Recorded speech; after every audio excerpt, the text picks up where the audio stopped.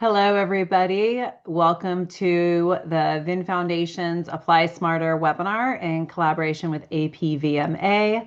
My name is Jordan Ben-Shia. I'm the VIN Foundation Executive Director, and tonight we have Student Debt Education Program Lead and Student Debt Expert, Dr. Tony Bartels. He's going to be giving the presentation. And in the background, we also have our colleague Taylor, who's going to be helping us answer questions. I'm going to go over just a couple housekeeping tips. So Tony's going to be sharing his screen and going over a lot of really helpful in-depth information. And hopefully you will utilize this time, we encourage you to dive deep with some questions. So instead of putting the questions in the chat, we're going to go ahead and put those questions in the Q&A window that you can find at the bottom of your screen. So you do have the option to ask questions anonymously. And because the question we get more than anything is, will this be recorded? It will. And within a day or so, you will be getting an email with the webinar recording along with the presentation Dr. Bartels is going to show tonight and additional helpful information. So don't worry, it is being recorded. You will get that. You will get the presentation materials and everything else. Remember to put every question in the Q&A. That allows us to really track it and make sure we get to them. There's also an option to upvote a question that you think is important and you want to make sure is answered. Also, we're very excited about the upcoming APVMA Symposium happening next weekend at LSU.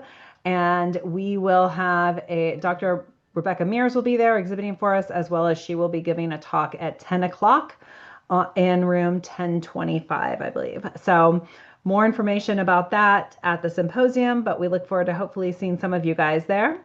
And in the meantime, I am going to turn myself off and switch to the background and hand it over to Dr. Tony Bartels. Great. Thank you, Jordan. And thank you, Isabella, for the current APVMA president, for helping to arrange this discussion, this meet and greet with you all. And I've been really looking forward to this, mostly because I'm not quite sure how many of you know how different borrowing is going to be. And some of you are starting school this fall, which is super exciting. So you're sitting on those acceptance letters already, which is really exciting, right? So congratulations to those of you that are already starting to receive those offers to vet school, or maybe even already know where you're going. So we're going to help. I mean, you guys are going to be the first class, incoming class after July 1st of this year to experience this wonderful new world of student loan borrowing. So, and it's really different, right? And I know that it's probably not going to be all that different for you who are going to be the first people to experience it, but it's going to be very different compared to those of us who have already gone through it and have been watching it unfold and change over the last nearly 15 years or so. So, I mean, I graduated from veterinary school in 2012 from Colorado State University. I still live in Colorado with my wife, who's also a veterinarian. And we've got a boatload of debt, but it's all federal student loan debt, which is a little bit easier to manage, as weird as it is. But many of you are going to be faced with having both federal student loans and private student loans in a lot of cases. And that's going to complicate things. So before that actually happens, we wanted to take this opportunity and try to help you understand what that might look like and how you can try to best minimize the amount that you might need in private student loans, because not only will borrowing be more complicated, but eventually repayment will be more complicated if you end up having a significant amount of both federal and private student loans. And that's where the timing of this is really important, right? So for those of you that may not have accepted offers to veterinary school yet, you still have an opportunity here to maybe refine that selection a bit, so you're focusing more on those schools that have a lower cost of attendance versus those that have higher cost of attendance. So knowing what those numbers are has never been more important. So we've got a lot of resources to share with you tonight on how you can wade through all that, and then opening the door, as Jordan said, to all the questions that you might have depending on the specifics of your circumstance. So We'll dive in. I've got a lot of questions that you all submitted as part of the registration, and as well as the questions that came in from that short little homework assignment I had that a number of you filled out, which was super helpful. So thank you for doing that. And I'm going to share some of that with you during this presentation tonight. One of my favorite ones that came in was, where should I even begin? Well, if you're here, you've already started, right? So just starting to kind of pick your head up and maybe start looking around outside of the excitement of just applying and being offered a letter to veterinary school is now starting to get into, well, how am I going to pay for it, right? How am I going to navigate this new world of borrowing? And that's where all of these things that we're going to try to cover tonight are going to come into play. So obviously, we're going to need to know how much vet school costs. And unfortunately, every school is a little bit different, right? I mean, there's a range that they fall into, but depending on where you live, what your residency status was when you applied, and which schools that you apply to and ultimately get offers to, that's going to determine what it's going to cost you to go to veterinary school. We're going to have to tease out the differences between what most people consider in-state and out-of-state, or resident and non-resident. I call them discounted versus non-discounted, because there's a lot of variation. It's not just about whether you're an in-state resident for a state school or a non-resident attending a state school, or maybe you're attending a private school. There's a lot of variation in between, right? So discounted and non-discounted gives a little more flexibility to better describe those circumstances. And I'll show you what I mean when we get to some of the more complicated schools when it comes to discounted seats. We have to know these student loan changes. And this is the part that, I mean, we've been doing this the same way for nearly 30 something years. And now we're going to do it a whole new way. And that's going to be confusing for everybody involved. The schools included, those of us that really swim in this pool of federal student loans, private student loans, and borrowing and repayments. It's going to be a learning experience for everybody. So it's going to be a big, deep breath and a big dose of patience when it comes to, what is this supposed to look like? And there's never going to be a stupid question, right? So anything and everything is fair game at this point. So no matter what you're experiencing, what you're hearing, it's always a good idea to get a second, third, fourth opinion on that to make sure that you're understanding it correctly. Income is going to play a role in this too. Generally speaking, we like to tease ourselves in the veterinary profession that nobody goes into this profession for the money. That may be true, but at some point it's going to matter, right? How much you earn is going to determine how easy or difficult it's going to be to pay back your student loans. So knowing what those numbers are will help to hopefully, tie all of this together in terms of why it matters, in terms of how much you pay for and ultimately earn as a veterinarian, pay for your education. For those of you that are still applying yet, because you're not all starting this fall, some of you are still in that application research phase.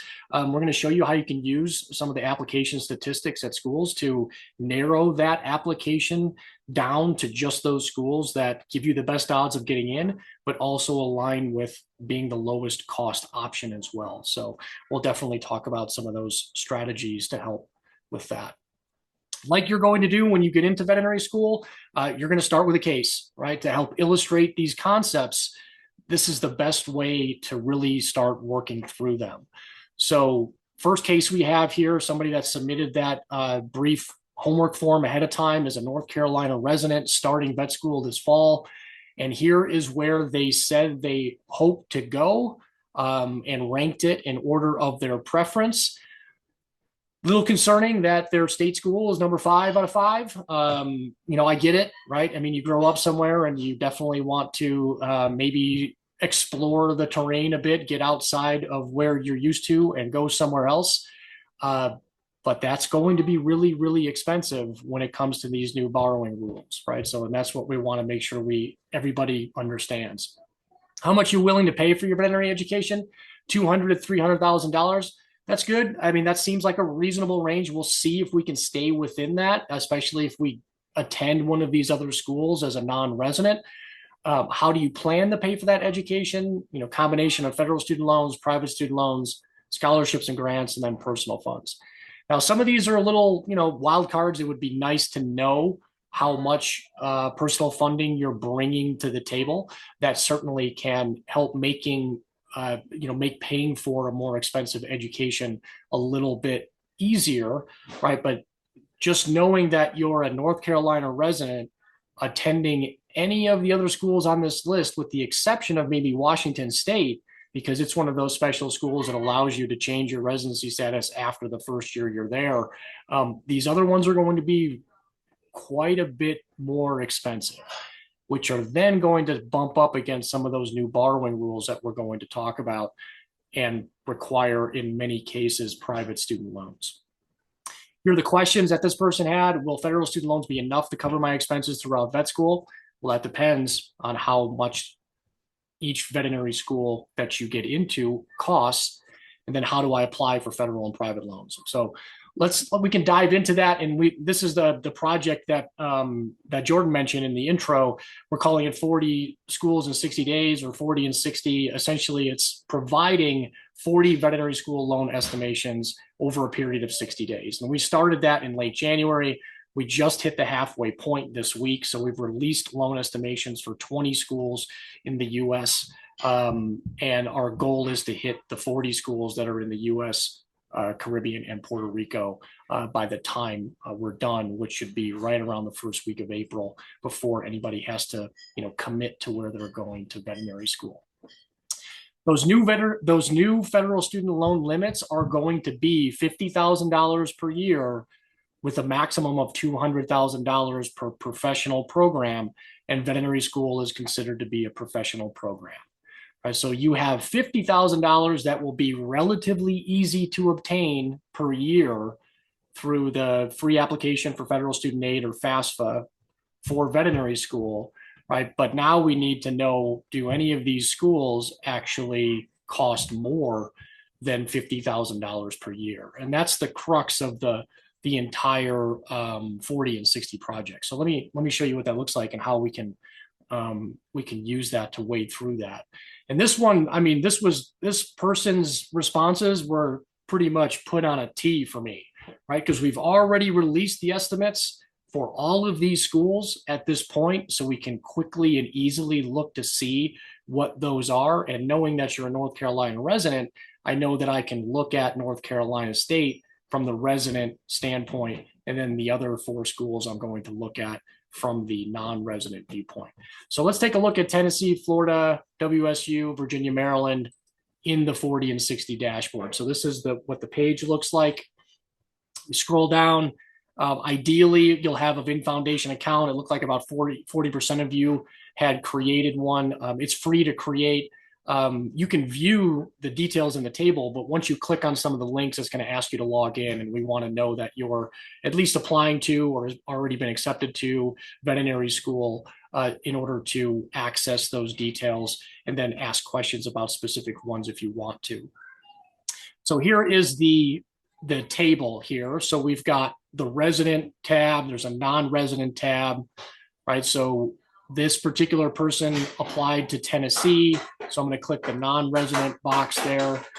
And if I'm looking across the columns, the number of years the non-resident tuition and fees exceed the limits. So all 4 years exceed that $50,000 limit for federal student loans. For the cost of attendance, so the cost of attendance includes your living expenses beyond just the tuition and fees. So there was a lot of questions that people submitted. Am I allowed to borrow student loans to cover my living expenses? You are, right, up to the cost of attendance.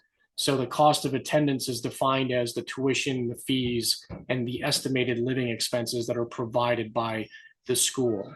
And in this case, provided by the school as a non-resident. So if you attend Tennessee as a resident of North Carolina, you're going to hit that $50,000 annual limit pretty quickly, right? And the estimated private student loan need beyond what you'll be able to get with federal student loans for Tennessee is $151,000, right? So the $200,000 in federal student loans plus the $151,000 of private student loans, if you borrowed everything and did not receive any additional, scholarship funding any other way to help reduce those costs other than using federal and private student loans. So in this case, we would have $200,000 of federal student loans, $151,000 of private student loans. That's 350, right? If we come back, right, that's a little bit above what you said you were willing to pay. So that's where the personal funds come in. If I've got personal funds where I can start to offset that and bring down some of that $151,000 of private student loans, that's great, right? But not everybody's walking around with an extra $150,000 to put towards their education. So if that's you, then wonderful. If not, then I may be looking at a different school that has a lower cost of attendance, so I don't have to pay as much for that and try to figure out a way to get $151,000 of private student loans. Same thing for Florida. Let's look for Florida in the table here. So University of Florida, number of non-resident. So the non-resident tuition rate for Florida is a little bit better. The cost of attendance is still above the limits, but we can see here, that's a little bit better deal, at least compared to Tennessee, right? In this particular estimate, I am looking at $89,000 in private student loans above the $200,000 of federal student loans that I would receive more easily, right? So I'm at that $289,000 borrowing, right? Which is at the high end of that range that this person said they wanted to pay for veterinary school. So yeah, that one fits, right? That's a little bit of a better fit. Washington State, right? When it comes down to Washington State, now Washington State's one of those schools that allows you to change your residency status after the first year. So you pay 1 year of non-resident rate, 2, 3, and 4 will be at the resident rate as long as you comply with the requirements to become a Washington resident while you're in school. You can see here, it's even less than the Florida amount, right? So we're working our way down the list there, and we can see that $70,000, that's the lowest so far that we might need in private student loans. Virginia, Maryland, that one's a little bit higher up here, I believe. Yep, Virginia, Maryland. So yeah, right, kind of where Tennessee was. Right, so that's at the higher end of the spectrum as well, right? Because you're paying that non-resident rate for the entire 4 years, right? So just by kind of using those criteria, and then I'll come back and look at North Carolina, right? If I come back here and change it to resident, and I look at North Carolina State, right? I'm looking at needing only $5,000 beyond the $200 in federal student loans.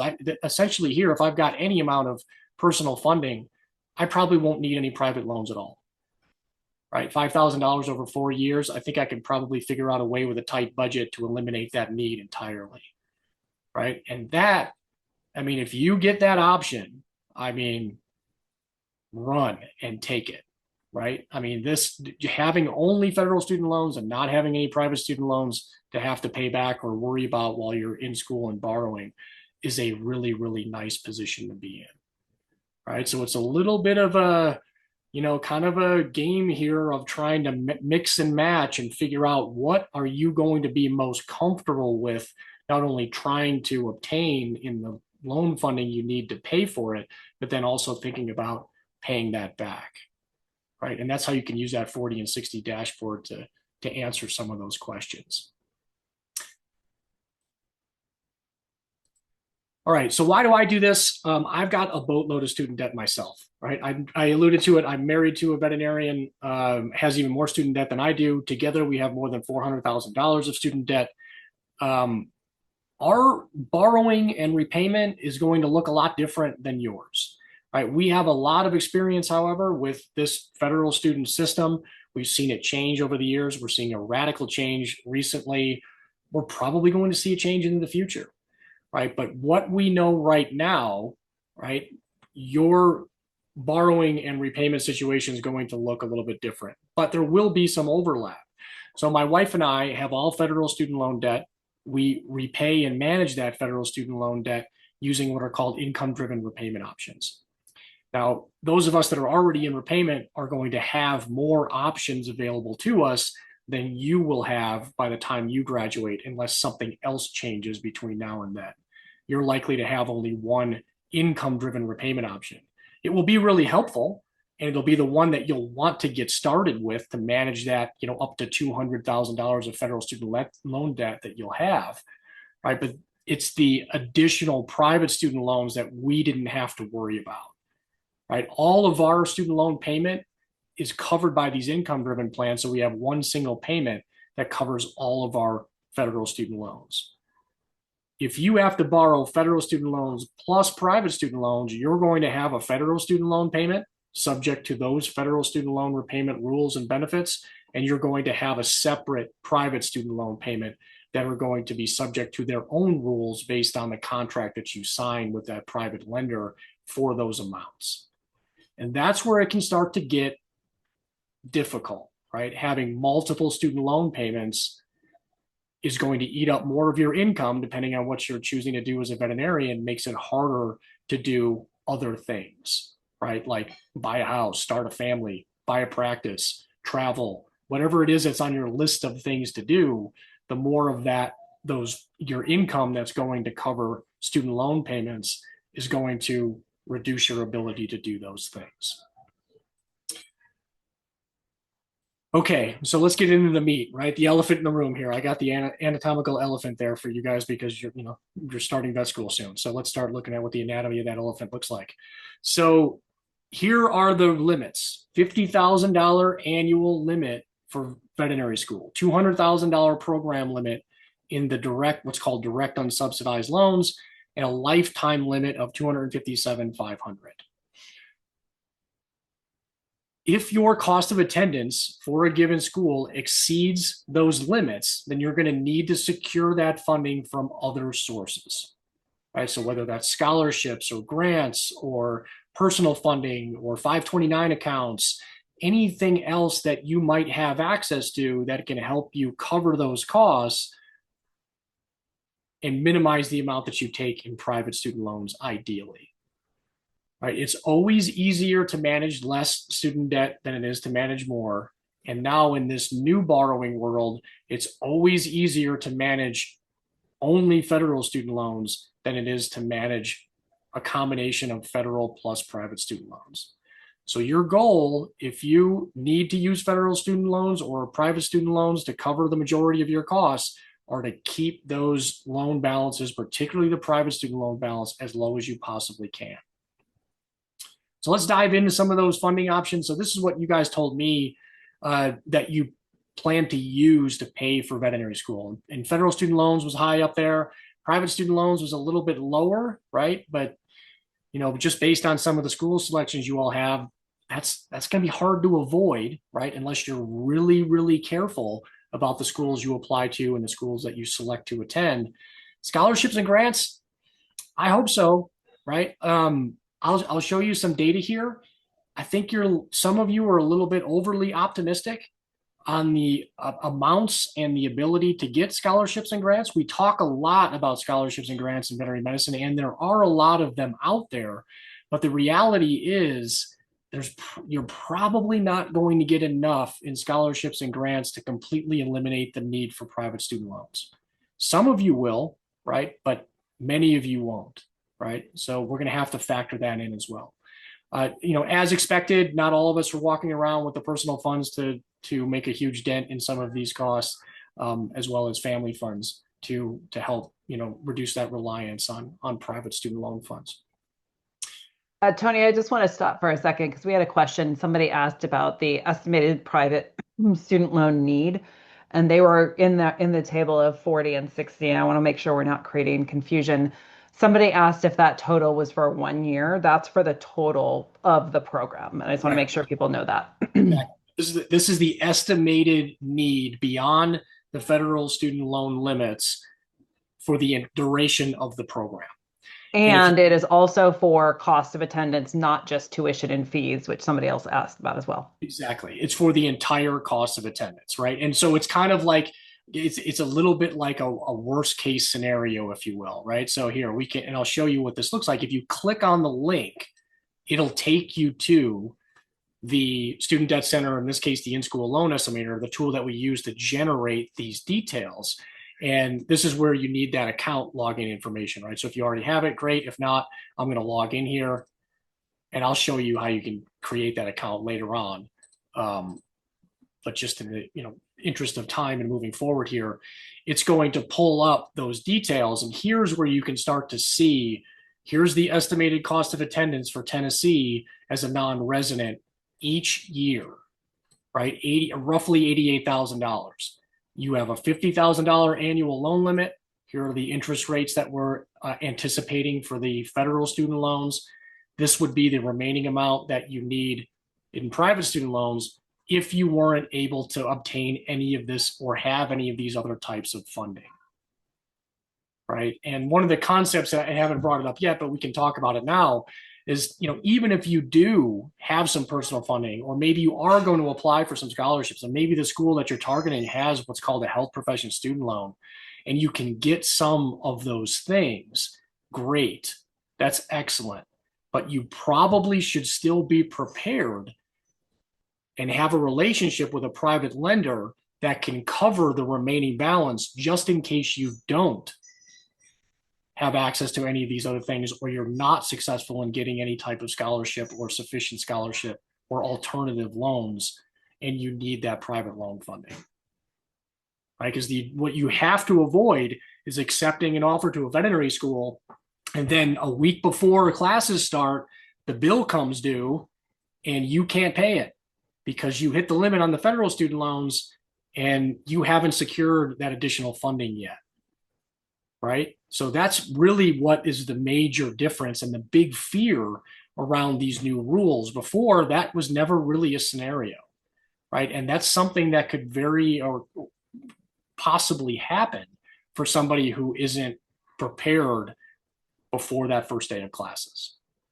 All right, so if you want to dig deeper into those specific annual requirements and see how we're entering them in and calculating those numbers, that's where, creating that account, logging in, clicking those links, you'll see that information here.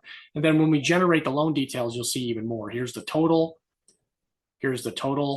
principal, and then we even have the estimated interest that will accrue on those loans during that period of time, so we can get to your starting repayment balance and then talk about, is this an amount that you're comfortable repaying? Right. But we really want to focus more first on the borrowing aspect of it, because that's the part that you're going to face sooner, right, than actual repayment. Great. Thanks for asking that. Good clarification. So veterinary school, these are the limits here. Federal student loan interest rates for graduate professional school are fixed for the life of the loan. Those interest rates for direct unsubsidized loans this past academic year were 7.94%. There'll probably be a little bit lower for this coming academic year, but those interest rates won't actually get set for another few months yet. But they're trending a little bit lower, right around 7.6, 7.7% for those direct unsubsidized loans. They do accrue interest from the moment you receive them, and no payments are due on those loans while you're in school. To apply for federal student loans, you do that through FAFSA. So if you've borrowed for undergrad, you're already familiar with that. If this is going to be your first introduction to federal student loans, then FAFSA stands for the Free Application for Federal Student Aid. Here's a link to that. All vet students, no matter how your parents claim you on your taxes, are considered to be independent from your parents. So you don't need to provide your parents' information to determine your eligibility for direct loans in veterinary school. For the most part, unless you're married or unless you had a previous career where you demonstrate a significant amount of assets or cash on hand, when you fill out your FAFSA form, you're most likely going to receive that, maximum amount that you possibly can for veterinary school, up to that $50,000 maximum. If you've heard of Direct Grad Plus loans, those are the loans that are being eliminated. That's the reason why this has gotten more complicated. So as part of the One Big Beautiful Bill, they eliminated Direct Grad Plus loans. So in the previous world, you would borrow as much as you could in the direct unsubsidized loans. You would hit a limit, and then you were able to apply for Direct Grad Plus loans to satisfy the amounts up to the cost of attendance. So there was never a question as to whether or not you would be able to get the funds that you needed. You could still end up borrowing a ton of federal student loans, but there wasn't this uncertainty around whether or not you were going to have the funds necessary to actually pay the bills as you were starting. There are some other federal student loan types available in limited cases. This is in the 40 and 60 table. This is what we talk about with HPSL or LDS. So HPSL is Health Profession Student Loan. LDS is Loans for Disadvantaged Student. They are both a type of federal student loan. They're not eligible or not available at all schools. So that's why we included this column in the 40 and 60 dashboard, is we wanted to call out those schools that do provide those other types of federal student loans, because these do not count against those limits. Right, so this is another good source of funding that you can apply for if they are available at the particular school that you choose, to help stay out of that private student loan category. Health profession student loans are a little funky, though. You do have to have or provide, they're a need-based loan. So the application will require you to provide some information on your parents' financial information, and that's how they determine that need-based in their need-based formula. So while you don't have to do that up here in the FAFSA, the school application for those schools that do offer these loan types will have a component on it that requires you to provide some of your parents' financial information. Again, if you can get those, great. The amounts kind of vary from year to year. Where you fall in the need-based calculation will determine how much you're eligible for, but you should apply for them. No matter what your situation is, if that school provides health profession student loans, loans for disadvantaged students, apply for them, no matter what, right? Because the easiest way to not get them is to not apply for them. The nice thing about these loan types too is that they can be consolidated after you graduate with your federal, your other direct loans, and be included in the overall repayment strategy that you use for those federal loans, right? So again, coming back to that concept of having multiple payments, these loans can eventually be included with these loans, which means you'll have a single payment that handles that entire balance, which makes managing your student loans after graduation much easier. Federal student loans are the most flexible debt you'll ever have. They're also the most annoying debt you'll ever have. Just because of how they kind of seem to change over time, it drives people crazy. There are going to be two options for you guys to pay those loans back. There'll be a tiered standard repayment plan based on how much you borrowed. Anybody that borrows more than $100,000, which will be pretty much every veterinarian, will have the 25-year standard plan, or you'll be able to use what's called the repayment assistance plan, otherwise known as RAP. And that's the one that will calculate your payment based on your income. And that is hugely beneficial as you're getting started after graduation, no matter what you choose to do. But particularly if you see yourself doing internships, residencies, things like that. Right. So the federal, this is why we want to keep as much of our borrowing in this federal system as we possibly can. They are the most beneficial debt you will ever have, and it makes it much easier to navigate all of the various careers that veterinarians pursue after vet school when you have all or mostly federal student loans. All right, let's talk about the scholarships and grants, right? So that's the kind of the next elephant in the room, if you will, right? So free money is great if you can get it, right? There was a lot of questions that came in. Can scholarships cover a large portion? There are certain scholarships that will cover a large portion. However, those large scholarships are few and far between, right? The data that we have provided by the AAVMC, the American Association of Veterinary Medical Colleges, which is the same organization that puts out VIMCAS, where you apply to veterinary school in most cases, that data shows that about 50% of all veterinary students receive a little more than $6,000 per year in scholarships. Right? So half of veterinary students are receiving a little more than $6,000 a year. Right? Now, if you remember back to that first case we were going through, $6,000 will help, right? But it's not going to eliminate your need for private student loans. Right? And that's if you're in the 50% who are lucky enough to get it. For first-year students, about 40% of first years receive around $6,000 in scholarships for that first year. Right? So every school is a little different. This is an average, right? Some do better, some do worse, right? The schools that are on your list, the schools that you've received offers of admission for, Call them, go to their office, ask them how much do your students typically receive in scholarships per year, in first year, second year, third year, fourth year. Those are all going to be very important details because it's going to help you then understand how much you're possibly looking at needing for those private student loans, right? And make them answer that question, right? It's not good enough, right? This is great. I'm going to pick on Cornell here because in doing the 40 and 60 project, this is emblematic of kind of what we see on the school websites right now, right? They'll make a general statement, 4 million in scholarship awarded annually, 65 to 70% of students receiving gift aid.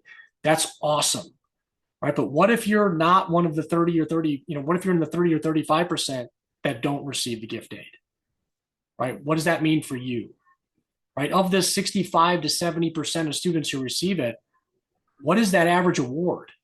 How much is it per year, right? Those are the kind of details that you're going to need a better understanding of if you're planning to use student loans to get through your veterinary education, right? So here is that. I mean, you'll see that, right? So here, this is a good one to illustrate, but this is how we develop those loan estimations. We go right to the school website, tuition and financial aid, right? This is what a cost of attendance estimate looks like, right? Tuition, fees, the amounts that they estimate that you're going to need for living expenses, housing, meals, books and supplies, transportation. There's a miscellaneous category, right? This is that cost of attendance, right? You can see how it differs between somebody who's a resident of New York versus those who are a non-resident, right? And this is per year, right? And remember, federal student loan limit, $50,000 for the year. All right, before we leave, I do have to tell you about, so VIN Foundation does have one of those bigger scholarships, right? So it's not really applicable unless some of you that are starting this fall have already applied. If you didn't and you're starting in 2027 and beyond, I would encourage you to check out the Mike Dunn scholarship provided by VIN Foundation and Becky Gottschall. This is, you'll receive $35,000 per year to cover your tuition and fees, up to $140,000 over the 4 years. That can really help to pretty much guarantee that you're not going to end up with any private student loans before you graduate. Right now, you do have to apply to and be accepted to a school that will cost no more than $170,000 over that 4-year program. So that means you have to be choosing maybe your in-state school or one of those other schools that allow you to pay a rate that's low enough to get in that criteria, right? And we have a tool on here, the Apply Smarter tool, to help you identify those schools. But again, that application window for this particular class has already closed, right? So this would be for those of you that are applying for vet school in 2027 and beyond. Alrighty, so let's dive into some private student loan guidelines. So private student loans, your eligibility is going to be credit-based, right? So this is also something that's going to be new when it comes to paying for veterinary school. I didn't ever have to prove my credit or even know my credit score when I applied for student loans for veterinary school. If you're going to use private student loans, you're going to need to know that information, right? And if you've never checked your credit history or your credit score, you're going to want to get familiar with that, right? So annualcreditreport.com, you can check them for free. That's your credit report, right? So that'll show you all of your open lines of credit. If you've got anything on there that's delinquent, there's also some fees there, or not fees, services there that can help provide scores to you as well. If you have a credit card or you also already have a relationship with a bank, you can often see what your credit score is through one of those services as well. And there's also a number of other outside services that will show you what your credit score is. If you've never looked, if you've never had a credit card, if you've never had a bill in your name, you probably don't have a credit score that meets the minimum requirements, right? So you want to establish some source of credit history, right? So having maybe a secured credit card or your cell phone bill in your name, something that shows that you're capable of receiving and paying bills in a timely manner can help you build that credit score and that credit history that will then result in a score that meets that minimum threshold that those private lenders are going to be looking for when you approach them and apply for private student loan funds. Your credit worthiness, your credit score, that's going to determine some of the terms that you're offered, right? So, depending on how much you need, your credit history, your credit score, all of that's going to then kind of come up with what is the interest rate? What is a term that is going to be offered by that lender? And because a lot of you don't have a lot of credit history or, a lot of earning history, they may require you to have a cosigner. So that's a credit worthy adult who hopefully does have a good credit history and score that will vouch for you and will also be on the hook for those private student loans if for some reason you can't pay them back. Right. So this is, again, don't shoot the messenger here. This is what happens when we peel back the federal student loan system that we previously had. We put limits on federal student loans and now require you to go get those loans outside of the federal system, right? This is how everybody else goes and gets loans when they need one, right? So you're going to have to start documenting some of these items in order to be eligible for those private student loans that you're applying for. Private student loans can be different for everybody because they're so individual. The interest rates can be different. They can be either fixed or variable meaning that they can change over time.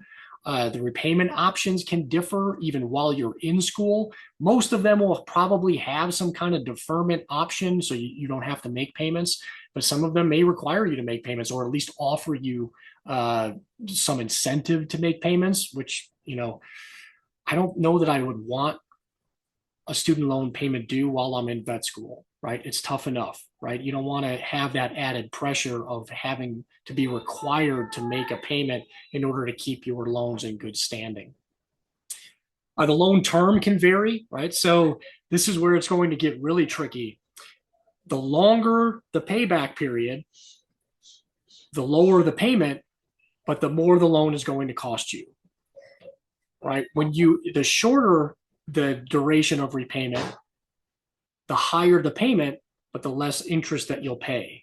So when you get the offer sheet, it may look enticing to sign up for a 5 or a 10-year private loan because you're going to pay less interest, but those payments are going to be even higher, right? So I'm going to encourage you, those of you that are going to need private student loans, to try to get the longest loan term you possibly can. And that's probably going to be 15 years, 20 years if you're lucky and have a really good cosigner, right? That will result in the lowest minimum monthly payment when you're done with school. And then after you finish school, then maybe you can refinance those private loans into something that might be a little bit better. But in order to establish a low minimum monthly payment, I would really encourage you to go for a longer loan payment term, even though the interest rate will probably be a little bit higher. Right? So the interest rate on a longer loan term, because it's a bigger risk to the bank, is probably going to be higher than if you take a shorter loan term. They'll give you a lower interest rate, but that monthly payment after school is going to be a lot higher. We do have, so on VIN Foundation, we've got a resource here to help you wade through the differences between federal student loans and private student loans, right? So this one is really detailed. Right. So private student loan basics, kind of what we just went through here. Looking for critical questions to ask your private lender, and these are kind of based on the benefits and features that your federal student loans have, trying to have you negotiate a private loan that's as similar to those federal student loans as possible. Right. Now, you're not going to get there, right? But you can try to get close.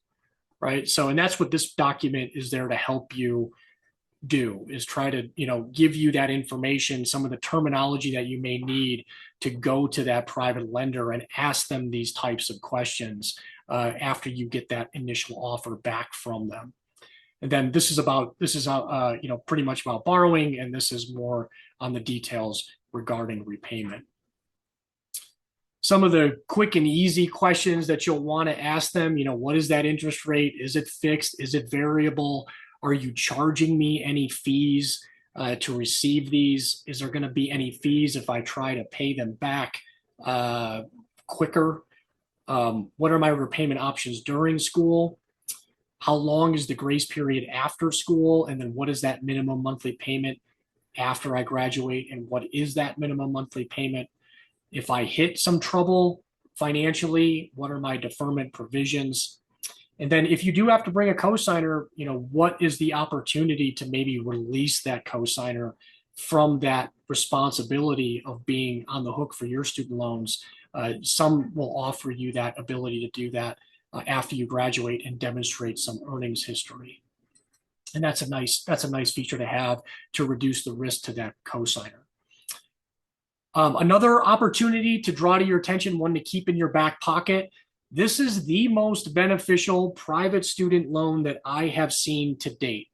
It's called the Evelise C. Schwartz Charitable Trust for Education. It is a loan, and they range between $5,000 and $20,000 per year with a lifetime cap of $80,000. Every loan is interest-free, and repayment doesn't begin until 1 year after graduation.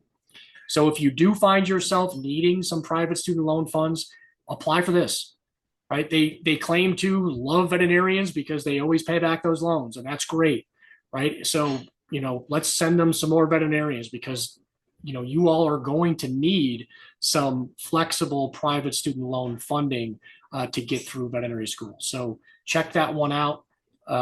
It's certainly a really beneficial one on paper.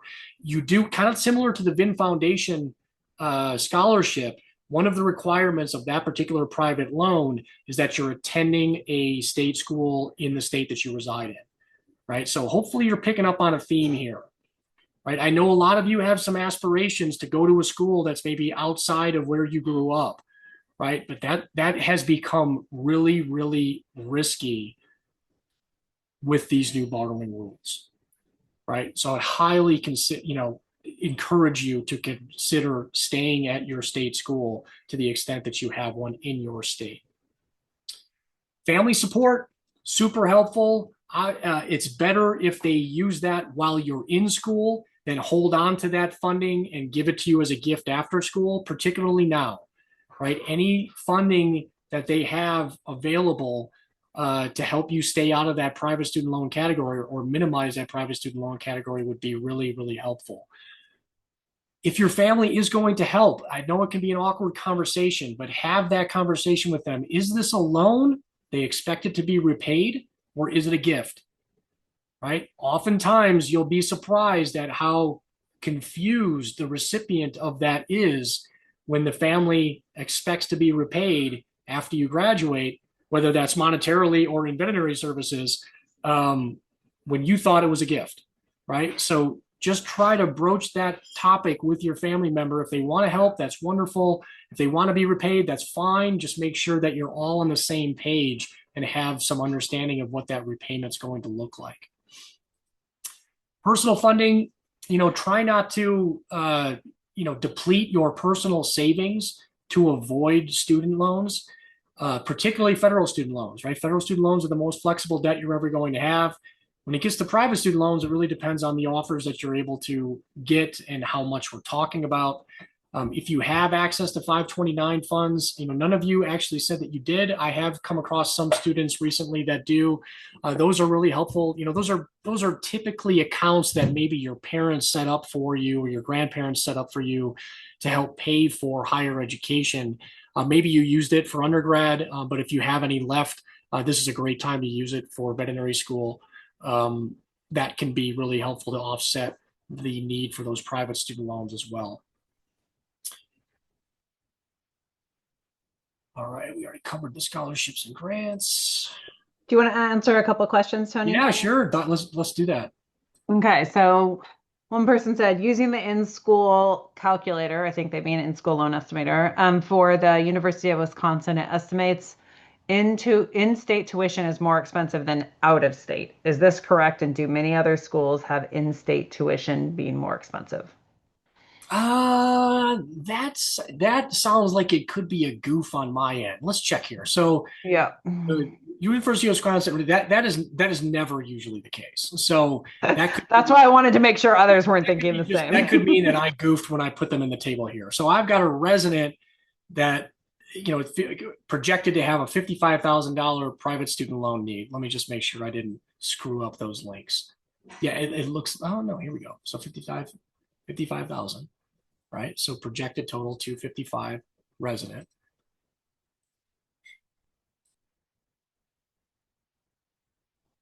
Non-resident 149. So I'm kind of doing some.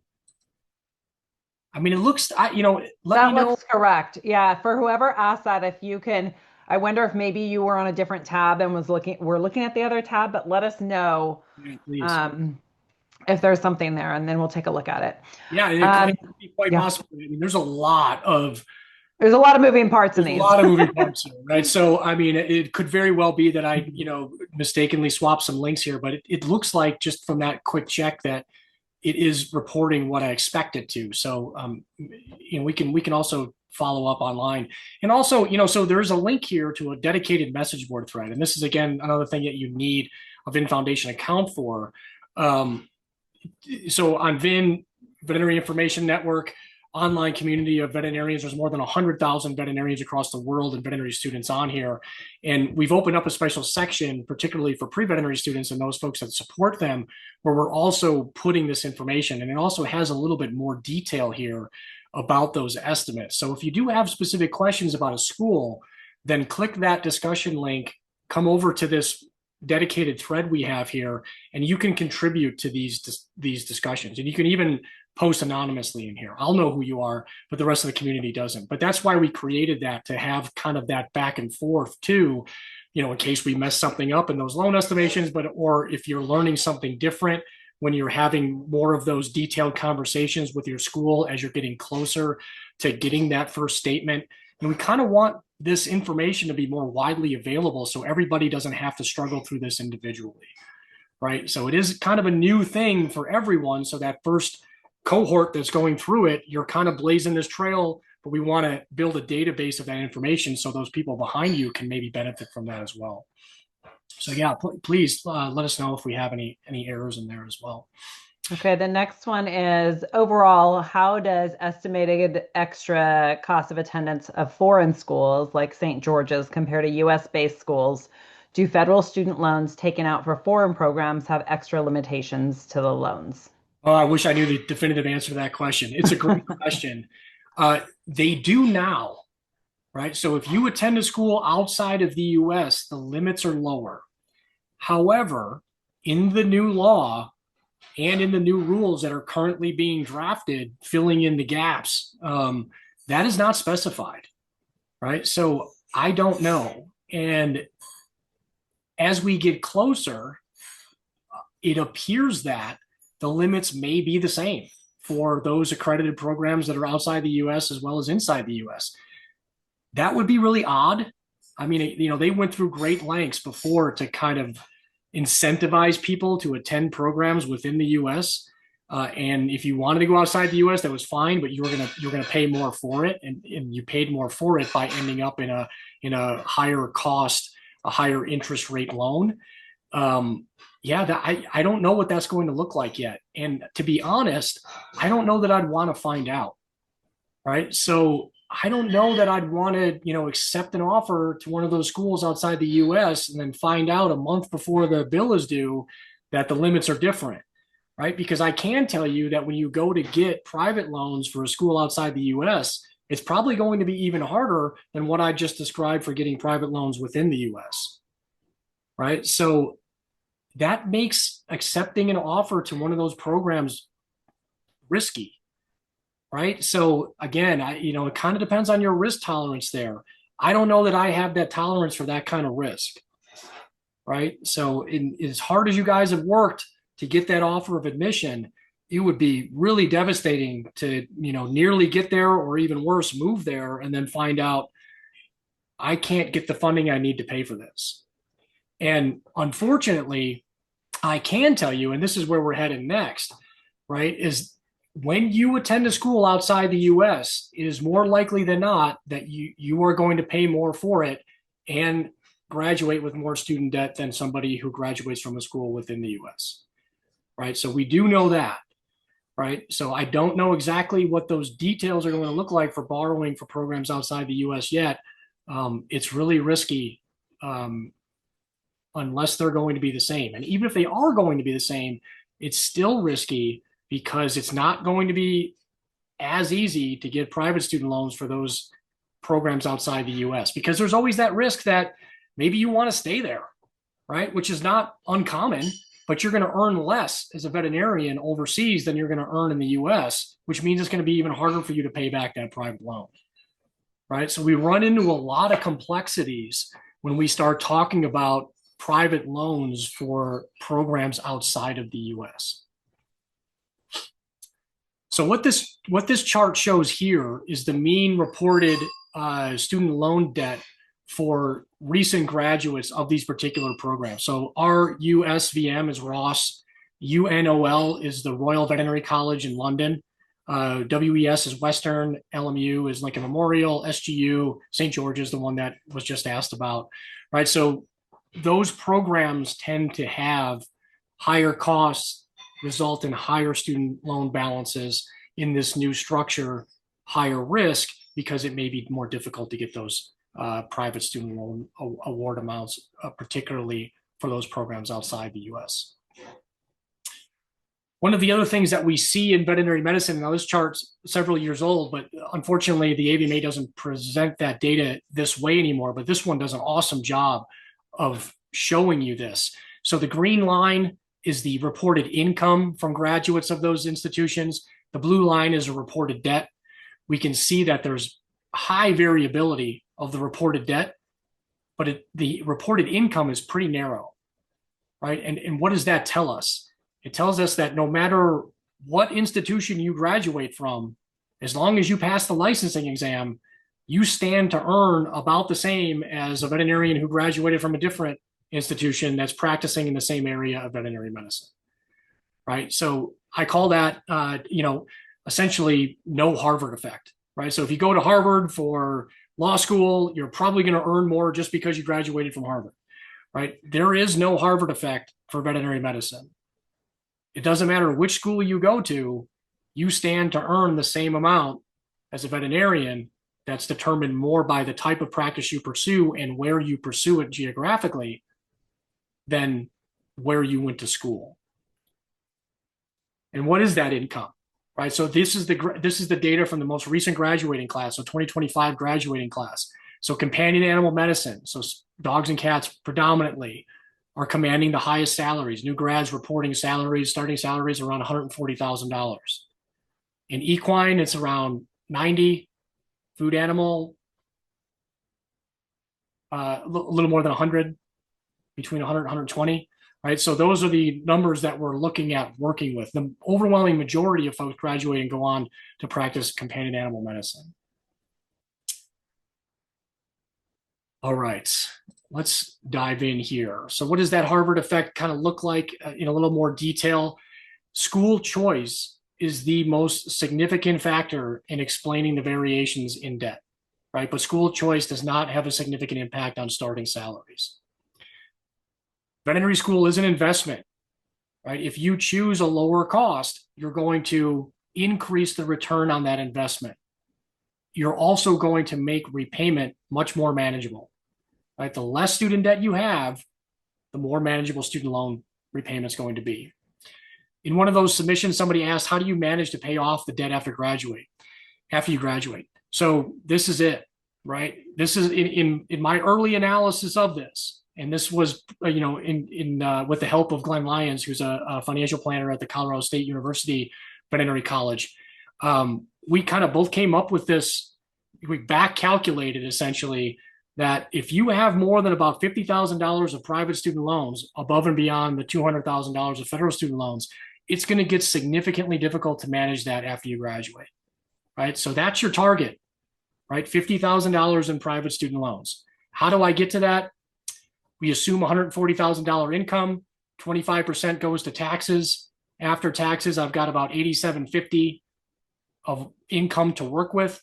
If I set a cap at, I don't want my total student loan payment, my federal student loan and private student loan payment to be more than 20% of my after-tax income, that means I don't want my combined monthly student loan payment to be more than $1,750 a month. In order to get there, that means I can only have about $54,000 of private student loan debt at about 10% with a 15-year term to hit a payment that's about $580 a month. So somewhere between $500 and $600 per month of that private student loan payment after you graduate is what you're shooting for. And the rest of that is going to get eaten up by your federal student loan payment because that's still $200,000. Right? In the first few years, you're going to have a bit of a reprieve using the repayment assistance plan because the payments are based on your income, right? But after you hit that third year after vet school, if you've got more than about $50,000 in private student loans, you're going to be paying more than 20% of your income to just student loan payments. And that's going to make, buying a home, starting a family, just saving for retirement, all of those things are going to be significantly more difficult until you are able to eliminate that private student loan debt and your federal student loan debt, right? So that's how we're, hopefully, you get to a point where you select a school and based on all of your financial aid package and your knowledge of how the systems work, you'll have $200,000 in federal student loan debt, no more than $50,000 in private student loan debt, and we can have a manageable repayment strategy after you graduate. And that's really what that 40 and 60 project is about, is trying to help you identify those institutions based on your residency status. How many of these fall under that $50,000 limit, right? And hopefully they're the ones that you're receiving offers to or that you're applying to. And also ask your schools, right? Ask them specifically, how are you going to help me graduate with no more than $50,000 of private student loans, right? And put some of that onus on them. All right, let's do another case. So Illinois resident starting in 2026 applied to Illinois, Wisconsin, and Iowa State. All right, how much are you willing to pay for your veterinary education? Between $100,000 and $200,000. Is planning to use federal student loans and scholarships only. And then also asks, is it worth to pay the monthly interest while still in school? So Illinois resident, let's check out Illinois. So I'm gonna go to the resident tab. Illinois, I think we just released recently. So 34,000, right? So I've got my 200 plus the $34,000 in private student loans that I need. They also provide health profession student loans and loans for disadvantaged students. So if I can get access to some of those, I might be able to eliminate my need for private student loans entirely. That would be outstanding, right? So as a resident of Illinois, that is squarely possible based on how I answered these questions. It's a little bit outside that $100,000 to $200,000 range, but again, it's close, right? So close to the 200. Wisconsin, Madison, Iowa State, probably a different story, right? If I go up here and flip my switch to non-resident, Wisconsin, $149,000 in private student loans alone, right? In addition to the 200. Iowa State, I haven't released yet. I think that one's coming out next week, right? But I'll give you a preview of it here. So Iowa State as a non-resident, right, going to require probably around $137,000 of private student loans, right? So if I'm sticking to these answers here, I'm really crossing my fingers that I get that offer from Illinois, because these other two are not going to fall into this budget that I set for myself. Is it worth paying the monthly interest and fees while still in school? It does not. right? So while you're in school, focus on borrowing as little as possible, right? Because generally speaking, where's that money coming from that you're going to use to pay the interest? Probably from the loans that you're borrowing, right? And you're not going to be gaining any ground by doing that. So focus more on choosing a school that has a low cost of attendance, borrowing as little as you have to, and focusing on getting through school without paying interest on your loans. Okay, so for those of you that aren't facing vet school this fall, right? So just some application things to consider here. There is some overlap for those of you that might be considering offers of admission, but the apply smarter concept kind of goes beyond those, typical things that we think about: transcripts, prereqs, letters of recommendations, interviews, right? I'm just looking at numbers and odds, right? Just trying to put myself in the best position to pay as little as I have to, but also get that acceptance letter the first time around, right? So if I look at the costs, right, these are some of the questions that I'm asking myself. Where do I want to go and why? When you get accepted, well, where did you get accepted to, right? Are you going to need student loans, right? How much above the new federal limits will you need, right? That's what all of that 40 and 60 project is about, right? How do I manage the loan interest during school, and is it worth it to pay the interest each month, right? And I kind of already gave you the answer to this question, but I'm going to answer it with another question. What's the best way to reduce the amount of interest that accrues on a loan, right? How do you think, and please put some answers in the chat, what do you think the best way is to reduce the amount of interest that accrues on a loan?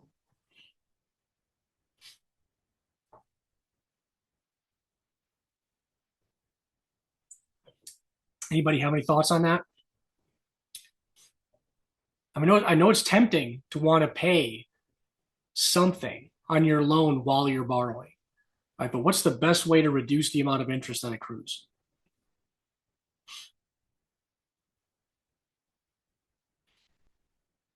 So interest is the amount that you get charged based on the amount you borrow. If you borrow less, you will accrue less interest. So borrow less rather than making payments, particularly interest-only payments. Right? If you make interest-only payments, you haven't touched the principal. The principal is what generates the interest. If you want to decrease the amount of interest, decrease the principal, which means you want to borrow less. Is there a discounted tuition rate for you? The answer to that is always yes. Even if you don't have a school in your state, there is a discounted tuition rate for you, right? And then we're going to go there next. And then there's the emotional aspect. Does debt stress you out, right? And that's where we want to take a peek at what are those payments going to be after graduation? Does that seem scary, right? And what might that limit in terms of my financial goals after I graduate, right? All of those are questions that you want to ask yourself. So first thing I would do if I want to minimize the amount that I need to borrow is apply to or only entertain offers of acceptance from my in-state school or through one of these outside programs, right? So there's a lot of contractual arrangements with a number of veterinary schools, right? So the big one that I'm aware of because I live out west here is WICHE, the Western Interstate Commission on Higher Education, right? So I'll use New Mexico as an example. New Mexico doesn't have a veterinary school, but they participate in this WICHE program, which means New Mexico residents can attend Colorado State and a number of other schools and pay an in-state rate, right? So there's a SREB, the Southern Regional Education Board, is the southeastern equivalent of that, right? So there's arrangements with residents from one state with certain schools in that region that allow you to pay an in-state rate if you're certified through those programs.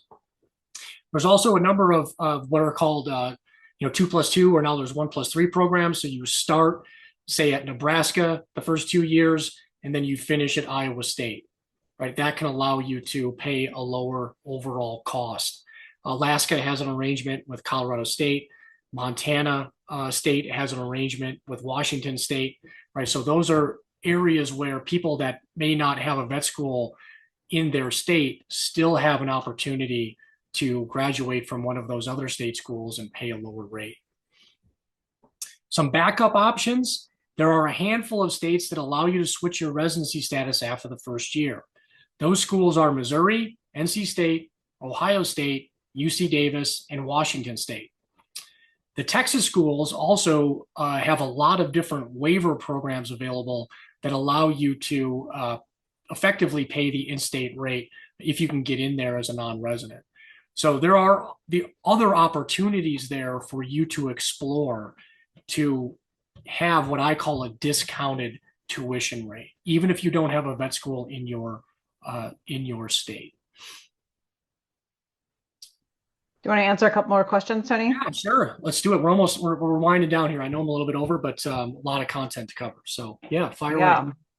Is there a grace period after graduation before loan payments kick in? Normally, yes. So for federal student loans, there's a 6-month grace period, right? For private student loans, there probably will be a grace period, but you're going to have to comb through those details on that offer that you receive before you sign that, right? So that grace period, private student loans are not common. Federal student loans behave the same way for everybody because they're governed by the same law that created them. Private student loans, completely different. Every private student loan has a different contract based on the lender that you receive that offer from, right? So it's going to depend upon the terms that you negotiate with that private loan, but they should have some kind of a grace period. And ideally, it would be at least as long as the federal student loan one, which is 6 months after you graduate. Okay. If I'm taking a gap year before vet school, do I wait to apply for FAFSA until the year I would be attending? I think it depends on the details of that year, but I think that most likely yes, right? So you apply for FAFSA when you need the federal student loan funding. And if you're not attending the school, then you probably don't need the funding, right? So you're not going to be able to get federal student loan funds to cover your expenses of the gap year, right? So you will only be eligible to receive the federal student loan funds if you're enrolled in that program. So I suspect that you won't need to apply for FAFSA until you're ready to attend that program. How much interest tends to accrue by the time a vet student graduates on the maximum amount of federal loans, $200K? Yeah, that's a great question. And the answer is in the estimations that we provided. So if you create your VIN Foundation account and click on those links, you'll see the $200,000 maximum. And this number is not exact, but it's probably pretty close because we don't know exactly what those federal student loan interest rates will be. But if our guesstimates are close, then about $31,000, $32,000 of interest will accrue on those federal student loans. And you'll also have interest that accrues on your private student loans as well, aside from that one special one that I shared earlier that doesn't accrue interest. And chances are private student loan rates are going to be above the federal student loan rates. Right now, you might be able to get that to be lower if you have a really credit-worthy cosigner, right? Or you may find a special deal if you're not borrowing too much, right? But chances are those private student loan rates are going to be higher than your federal student loan rates. Wonderful. And does receiving military benefits post 9/11 GI Bill or disability pay affect the amount of federal loans that you can take out? I don't know the specific answer to that question. That would be a great to ask the financial aid office of the schools that you're applying to. Yeah. Okay. Why were the Grad Plus loans repealed in the first place? Yeah, because the people that wanted to see them go away won the presidency, the Senate, and the House of Representatives, right? Voting matters. So they set the rules and they decided to eliminate the Grad Plus program. Okay, the last one is it correct that a lot of these private loans also capitalize the interest gained in school? I know it largely varies. It does. It totally varies. So your federal student loans do not, right? So capitalization, what is capitalization? That is the adding of your interest to your principal. So I said earlier, interest accrues only on the principal. You don't get charged any additional interest on this interest, right? Capitalization is when this interest gets added to the principal. Now, your private student loan interest is most likely going to capitalize. Now, when it capitalizes will be very important. Hopefully, they will capitalize it after you graduate, after the grace period ends, and you officially enter repayment.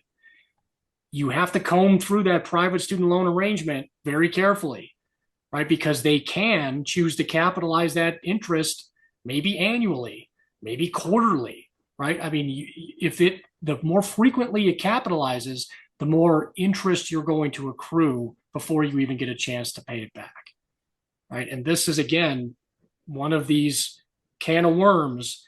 You have to be very, very, very careful about what you sign when it comes to private student loans because all the details are different. And if you want some help reviewing those, please reach out, right? Post them to the message board that I shared with you earlier. I'm happy to look at those private student loan arrangements. We're dying to know what some of the good ones are going to look like, as well as what some of the bad ones are going to look like, so we can help other people navigate that and get the word out. It was a great question. Do you want to do the last few or you want to get through a couple more things? Sure. Ask the next one. Okay. I saw on a slide there was a public service loan forgiveness. Can you elaborate on this? Yeah, so public service loan forgiveness is one of those special benefits that comes with your federal student loans only. So if for your federal student loans, as long as you make 120 monthly qualifying payments while working for a public service loan forgiveness eligible organization, so a nonprofit or a state or federal, position, you can have your remaining federal student loan balance forgiven tax-free after that 10 years, i.e. 120 monthly payments. Only eligible for your federal student loans, which is why it's so important to first maximize those federal student loans that you have access to, explore those health profession student loans or loans for disadvantaged students that I talked about, because those can be consolidated and made eligible for something like public service loan forgiveness if you see yourself working for a nonprofit entity as a veterinarian after you graduate. Public service loan forgiveness, when people ask what's the cheapest way to pay back my student loans, public service loan forgiveness is the answer, right? There is no cheaper way to eliminate your federal student loans than to earn public service loan forgiveness. So keep as much of your student loan balance in that federal system as possible. And if your career path aligns with public service loan forgiveness, that's a great way to eliminate your federal student loan balance without having to pay a ton for it. Now, private student loans are not going to be eligible for that, right? So you'll have, that's another reason to try to stay out of the private student loan debt entirely. But you'll still have to maintain payments on private student loans, even if you were working for a public service loan forgiveness eligible employer. There was another question here about advice on finding good private loan opportunities and how to recognize what is a good deal. I will say that in our email, where you will get your video recording, you're also going to get what we call a private loan cheat sheet. And in that private loan cheat sheet are sort of our best practices recommendations. Yeah, it's a great question. It remains to be seen. We need to start seeing some of these offers here and be able to evaluate them before we know what can be, quote, a good one versus a bad one. So it really depends, right? Again, this is the issue with kind of being the trailblazers for those folks that are starting vet school after July 1st of 2026. We're gonna need some feedback on that, right? So again, please provide some of those early offers you're receiving so we can help evaluate them, give you what's good, what's bad, a pros and cons list, and then we can kind of develop what's a good offer, right? That's all going to be developing here in the coming months leading up to starting veterinary school. And it's going to differ for everybody, right? It's really going to depend upon your circumstances. I mean, you could have somebody who has a really credit-worthy cosigner staring at a really, really good private student loan offer and have somebody else who, maybe doesn't have a cosigner and a very limited credit history that's looking at a very, very bad private student loan offer, right? And everything in between, right? So it's really going to be dependent upon the individual circumstances. Someone said, I know it was mentioned it is highly recommended to attend in-state school. As a California resident, many of out-of-state schools are cheaper, such as Washington, Missouri, NC State. Is it worth it to relinquish a California residency to move to these schools, or is it considered too risky with how selective these programs can be to out-of-state students? Oh, I would reevaluate that assessment. UC Davis is, and is one of the this is kind of inside baseball, if you will, right? But take a closer look at particularly the UC Davis estimate.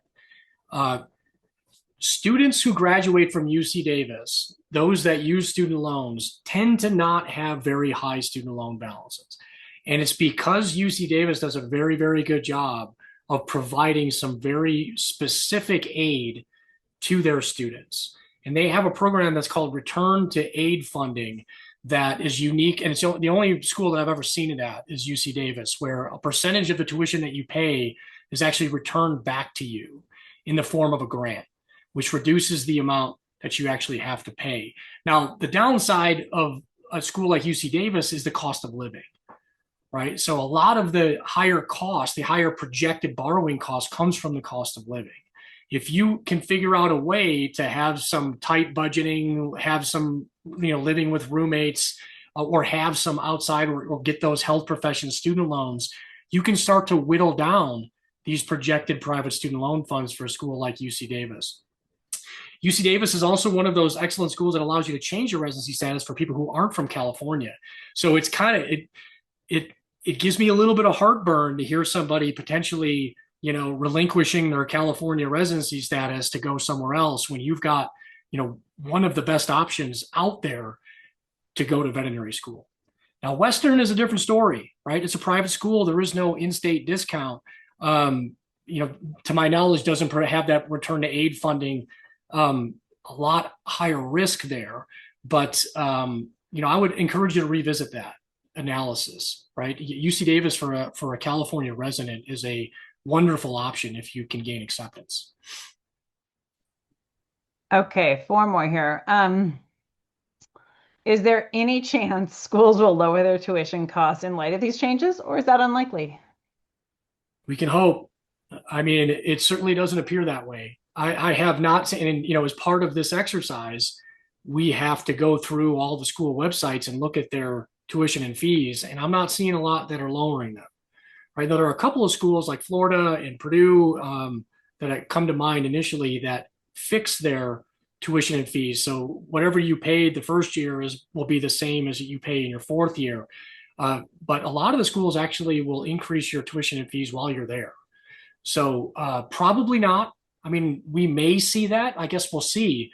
It really depends upon if they start to see fewer people fill their seats, which falls onto this group, right? You're the group that's applying to veterinary school. If you keep filling the most expensive seats, they'll keep charging more. So you have a little bit of control over that. But, by itself, the way that the market dynamics are working, or at least have been working up until now, we have not seen that be the case. Is this going to be the thing that changes it? We can hope. But we're also seeing a lot of private schools open, which make it even more trickier. Right. Well, they started that opening analysis under the old rules. Mm-hmm. So I guess, again, Yep. It remains to be seen. If you get on the wait list, how do you prepare financially, such as loans, et cetera? Yeah, that's tough. That's really tough. Sometimes you may not know whether or not you're even in until right before or maybe even after the program is started. Some of those waitlisted students will get offers, a week after the program started. I still think if you were waitlisted to a program, I still think it's worth going to you're still going to fill out FAFSA. I would still go to a couple of private lenders, with your budget. So you kind of have, I mean, it's a little bit now like home shopping. And if you have any experience with that, you'll be familiar with this. But before you buy a home, you generally go to a lender and get pre-approved for some amount, right? So you have an idea of what you can afford or what the lender is willing to offer you, and it kind of gives you an idea of, what houses you should be looking at. If you're on a wait list, you have an idea of what you're going to have to pay for that program if they allow you in.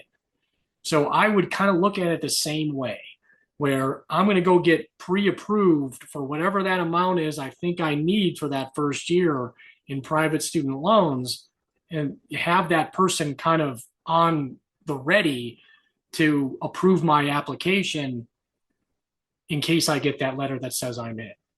So that's how I would approach that scenario, but it's a tough one. Yeah, very tough. What schools do you most recommend for a resident where there are no vet schools in state?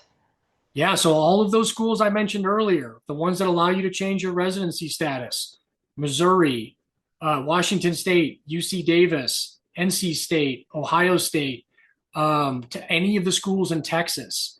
Although they're very difficult to get in as a non-resident, they're highly competitive because there's very few of them. If you are able to get in, you will probably not pay the non-resident rate as long as you're a good student. So there are a lot of options there. The alternative is to consider moving and establishing residency in a state that has a school that appeals to you. Right? That's what I did before I applied to Colorado State. I moved to Colorado and established residency. Not only did I, because it was going to save me a significant amount of money, but also because I knew I had better odds of getting into Colorado State as a resident of Colorado, right? So that's where those odds come into play as well. Okay, the new loan caps, it's 50K total, or is it up to 50K? Louisiana in-state resident here. If I see in the calculator that I would need 34,000 in private loans, would this be primarily for living expenses? Yes. So if we go, let me follow along here. So Louisiana State resident, we just released that one. That's great. So if I look at the details, so the estimated total cost of attendance, so this tuition fees plus living expenses, is 56,000. So yes, the 50,000, you are able to get up to 50,000 or the cost of attendance. In this case, because the cost of attendance exceeds 50,000, we have a small amount that falls into that private loan category. But this, to me, it indicates one of those scenarios where, maybe I can get health profession student loans if I need a little bit extra living expenses, or maybe I've got a really good budget or a little bit of personal funding that I can use, and I may not need this private loan award amount at all, right? I could very well possibly get through and at least cover the tuition and fees through the federal student loans. And if I need additional living expenses, some of that might come from private student loans, but I might be able to get out of there without any private student loans as well. That's exactly the kind of analysis that we're looking for you to do, right? Look at the total number, then look at the details. $6,400 a month. I think I can maybe swing that. Maybe I get a part-time job. Maybe I've got a little bit of savings that I can put towards that, or my family can help me buffer some of my living expenses, and I can avoid the whole private student loan mess entirely, right? If you are a Louisiana resident and get in as a Louisiana resident to Louisiana State, you have that option. Right, that's what we really want you to see here, right? Is that has the potential to remove that private student loan messiness from the equation entirely, and you still get to become a veterinarian, right? That's the goal here, right? So we don't want to see anybody finally realize that dream, get that offer of admission, and then all of a sudden get caught up in this mess, not of your making. It's just strictly bad timing.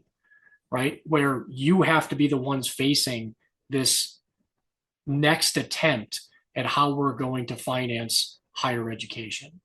So try to keep it as simple as you possibly can. All right, we kind of went through an example there. I wanted to highlight this one just because, again, it just jumped out to me, right? An Iowa resident starting in 2026, 2 schools on their list. Iowa State, awesome. In-state, you're going to pay less, maybe not even need private student loans. Ross, entirely different story, right? How much are you willing to pay? Less than 100,000. Well, that's going to be pretty tough to get through no matter what school you attend.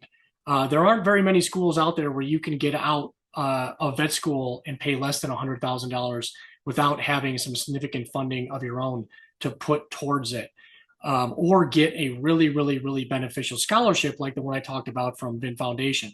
But that, I mean, that's not going to happen at Ross. It's just not, right? It's just not possible, right? So when I see that, I kind of want to highlight this in work, and I'm glad this person put that out there, right? If you go to a school outside of the US, working becomes a little bit more difficult, right? It's not as easy as it sounds to earn income in another country, right? So when I look at this, if this person wants to meet this budgetary goal that they set for themselves, then it's got to be Iowa State, right? I mean, you're gonna open up a whole new can of worms if you're trying to get out of Ross at less than $100,000 and think you're going to be able to work your way through it and do that, right? Not to say it's impossible, it's just highly improbable, right? So I just wanted to point that one out because it just kind of caught my attention. Yeah, I think the last question that really pertains to most people here is, is there somewhere on one of our websites where we show a list of schools that allow in-state tuition or I think they mean in-state residency change after the first year? Yeah, so I do that in the 40 and 60 projects for the schools that do that, right? So for UC Davis, right, and one of the tip-offs to that, kind of inside baseball again here, is when you switch between the resident and non-resident tabs, those schools that allow you to switch residency status, you won't see a significant change, right? So UC Davis, right now projecting 81 as a resident, non-resident 93, not a significant change. If I come to North Carolina State, resident 5,000, non-resident 36, right? Not a significant change, right? It's one of those schools that allows you to change your residency status after the first year. Missouri, 78 as a non-resident, 30 as a resident, right? Not a significant change, right? So those are tip-offs there without actually knowing that that's one of the schools that allows you to do that. For Washington State, same thing. So 33,000 as a resident,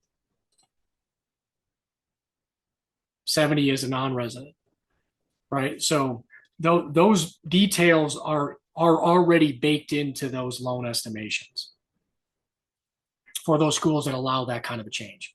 Now, Washington State's a wholly different beast. It has about 6 different permutations from a cost of attendance standpoint. And we didn't represent all of them in the table, but they are in the discussion area, right? So in the Apply Smarter folder, there's a dedicated thread for each one of these schools. And for Washington State, all of those different residency permutations are in there. So Washington State has a special arrangement with Idaho residents. It also participates in that WICHE program that I described. And then it has this 1+3 program with Montana State. And then depending on whether or not you're a certified resident of Montana participating in the residency or in the WICHE program, all of these end up in different cost profiles. It's the most complicated of any of the schools, but it's also got the most options available, which is great if any of those happen to pertain to you. So another reason why you may want to check out these discussions that have more detail, the way that you get to those discussions is by clicking the icon in the 40 and 60 project dashboard. And that's really kind of what I had left, was just to walk through that that dashboard anyway, right? So how do you create that VIN Foundation account? Excuse me. This, since I'm already logged in, it's going to know that I'm logged in, but you can create a VIN Foundation username and password. The application's a little bit wonky. It's designed specifically for veterinary students and veterinarians. So choose the school that's your first choice, right? So we don't have a way around that just yet. But to navigate that application process, to make it as easy as possible, just choose the school that you hope to attend. That's your first choice on your list when you're working your way through the application. And that'll help you generate that username and password so you can get to that message board area and also see the details for the 40 and 60 project. Sorry about that. My voice is kind of giving out here. Wonderful. I think we're good on the questions, Tony. Okay, great, cool. So I will kind of fast forward to the end there. There was a couple of other ones that I just highlighted here, just in case they weren't covered. Average timeline to pay off your student debt really depends upon the makeup of your student debt. The federal student loans have a range between 10 years and 30 years, and then the private student loans will vary based on the specifics of those circumstances. And then your income will also play a role there. The more you earn, the easier it'll be to pay off your loans faster, right? So it really depends on where you end up within the veterinary profession as well. If you want to pursue internship residency training, I think I mentioned that already. Keep as much of your balance in the federal system as possible because it has the most beneficial deferment and forbearance provisions. Some of them, even the repayment plans, can help cover the interest that would accrue during those periods. Your private student loans are probably not going to have those kinds of options. All right, and then the last one there that was here, I thought just did a great job of summing up everything that we attempted to cover tonight. So hopefully we did, and if we did not, if you have any other questions that you were hoping that I would cover, please ask them now. And if not, I'm happy to take those questions over on the message boards as they come up for you.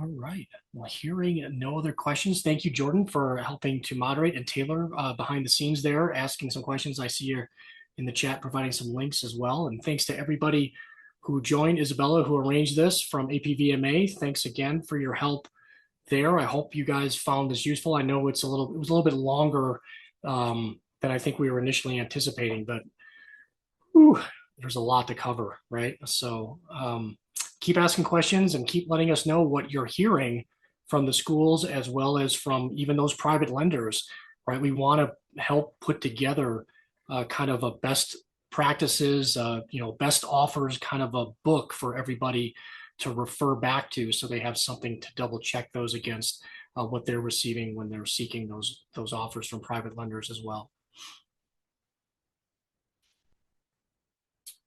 All right, well, great. Well, good luck, everyone. I wish you the best in your application and acceptance season process here. And please reach out and let us know how else we can help.